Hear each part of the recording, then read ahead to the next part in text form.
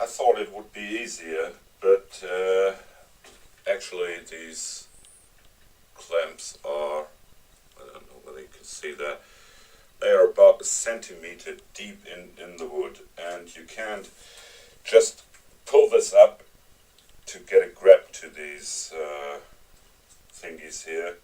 So I start by cutting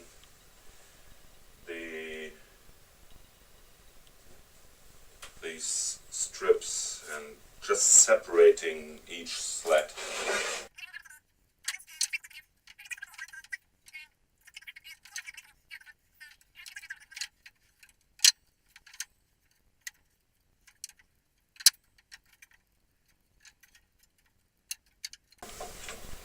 Over to the bench.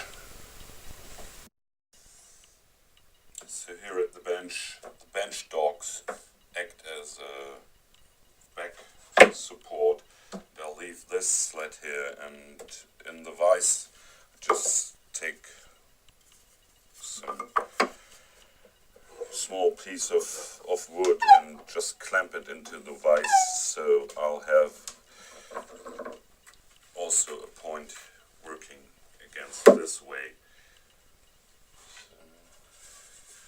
Now it's one after the other, just getting it on here. I'll take an old chisel, as I don't want to just raise this pin here. I could probably tear it out, but I'll take the pliers and pull them out. Up to the next one.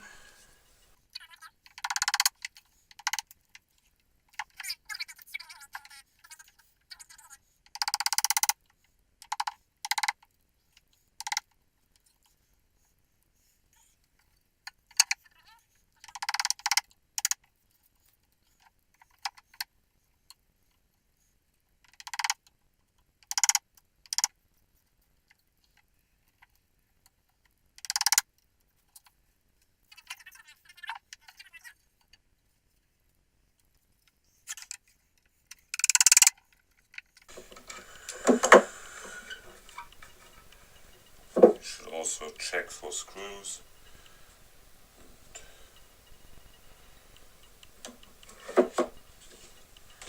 Nice things. So now it's just a matter of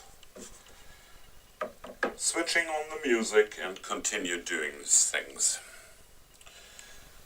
Before I set the boards aside, it's time to check for some metal, and just switch this on.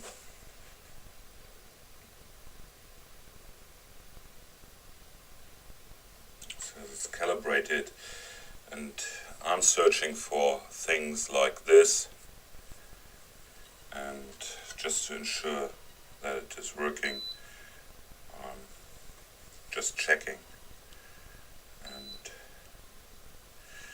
it is working pretty good. And now I can, by watching the display here, the display actually shows when there is something coming up to it, and I watch the display and go over it.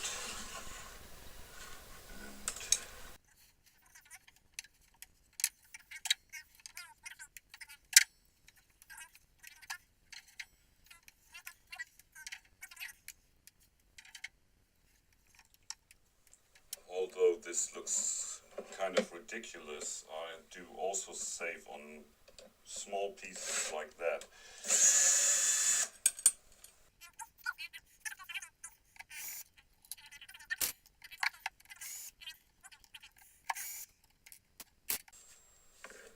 So even a small piece like this might come in handy.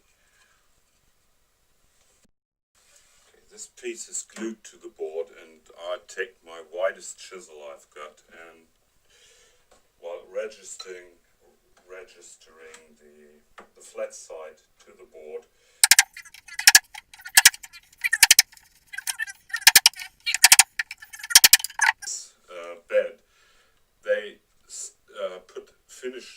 first, and after that they glued and screwed these boards to the actual piece, and this way all the others are weaker than this one here. So just go ahead and do this on the second part, and I'll be back. Okay, when you're coming up to something like this, and I want to remove this in order to have it flush on my table saw, first I check whether it's loose, and these aren't. Checked it before. Now I'm just using the saw, hand saw, and just cut it flush with the board and leave it that way.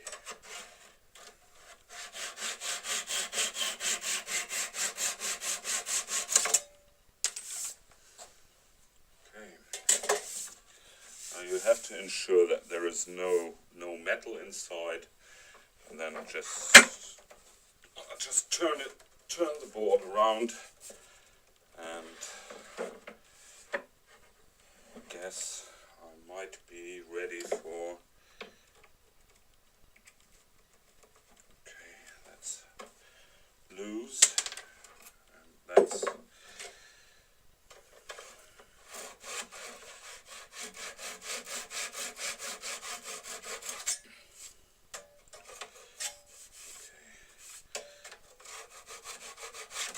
This is not for optical reasons, this is just for getting it over the table saw without any problems, as well as when there are some splinters like here, just cut them away to have a nice and even surface for running this thing over the table saw.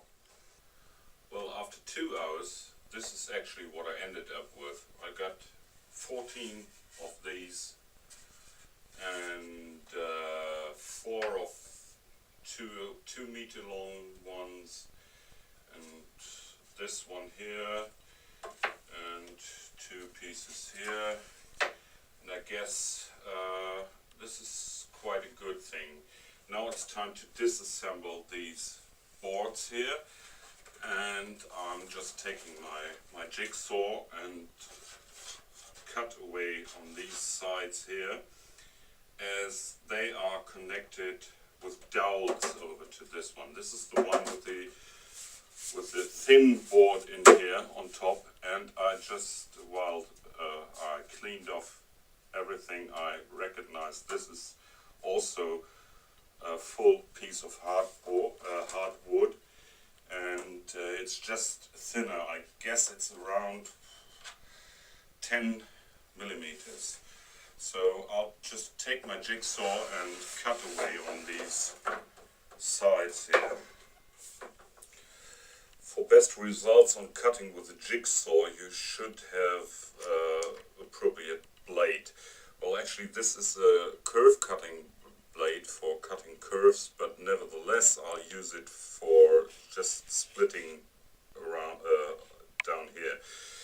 This blade the teeth are too thick, too wide, and whether you can see that, and you have to ensure that you are using the right blade. When you're looking at this blade, the teeth are pointing this way. So this is a special blade for cutting laminated wood. So when it's working downwards, so you have to ensure that you get a good grip to the saw, as this tries to push the saw away from the wood. Okay, so I'm using one which is cutting upwards, and it also got the ability of cutting backwards. But this is just something to know of your blades. So now you've got one setting here on some of the jigsaws which allow the blade to pivot forwards and backwards. On this one here, I just want to have it set to the first position, as I don't want to have it wobbling around. So let's see how this works out.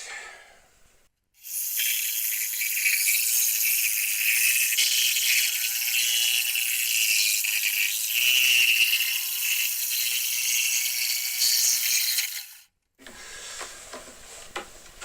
have to find a place where I support the whole thing here, just ensuring that I don't hit the back.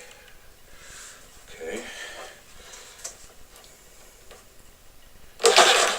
Okay, that's it.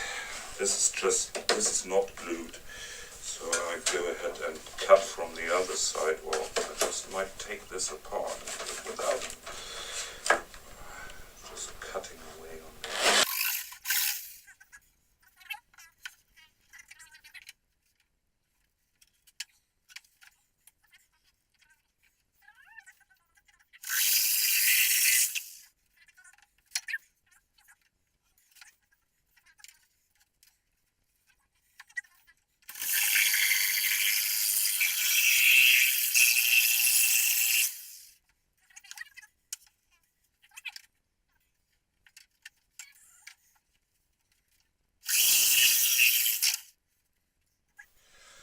So before I can get this over the table saw, I have to remove these tiny feet here. And I'm just using my hand plane and try to get rid of this without making lots of noise.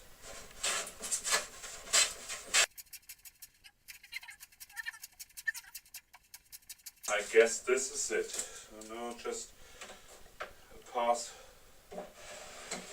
all the way down and wide. Have some kind of a straight edge to get this over the table saw. Okay, that was easier than doing a setup with some other tools.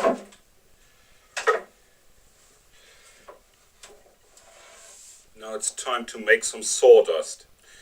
I do have to have in mind that the maximum capacity of my thicknesser is 20 centimeters. So I go ahead and cut this down to 16, and well, the next one will be around, will be a little shorter. This way I end up cutting at the seam here, the glue line, and see what comes out of it. The maximum width of the board I can have with, after all, the maximum thickness, as this is the part which is shallow routed. And I have to do it this way because actually the board is bowing slightly, and I guess this is the safest way to put it over the table saw now.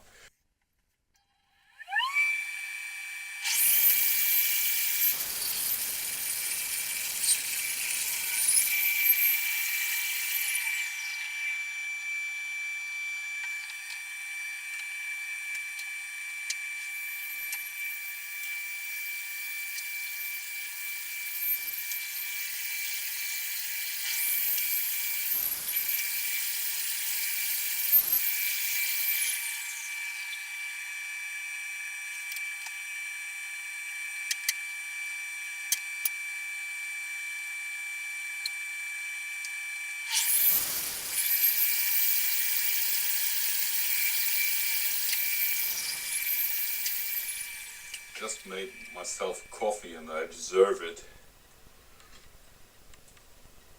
So you just followed me how I disassembled this bed, and I got some nice lumber from it, and I guess this will be for more than one project.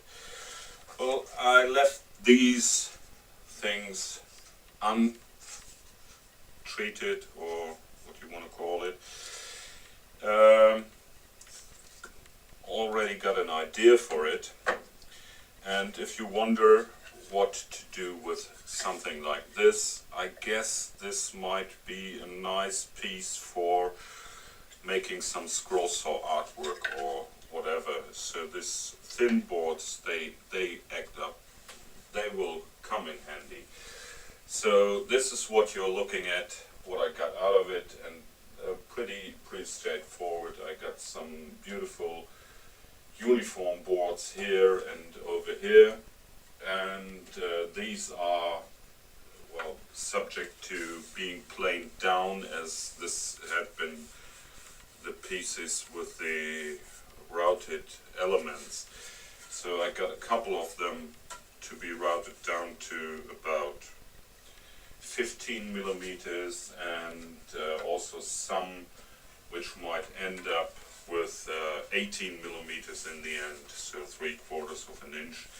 And they are nice boards, and everything I cut down like these are meant to run over run through my planer, and I'm able to get this through my planer as the width is shorter, smaller than the actual width of the thicknesser I do have. Okay, so thank you very much for following me along, and other than just normal, well, just to show you how to disassemble something, this was also an awesome test for the camera crane. As I had the camera crane on all three positions over here for the woodworking area, I had no use for setting it up on the lathe section. Well, as I told you yesterday, I got some shellac and I couldn't resist, and I tried to, I turned, well, this is just some random turning, and this gave an awesome finish to this piece. And although I didn't pay a lot attention to the actual sanding of the wood, in the end this is a result I never thought it would be, and this is really awesome. I'll just come along, and I hope you can see that, but this is a mirror shine here, and that's real awesome. So I guess the shellac will be one of my favorite finishes for the turnings. Okay, with that said, it's up to next week, or up to a real project next time. With greetings from good old Germany, your Peter Freitag. Thank God it's Friday.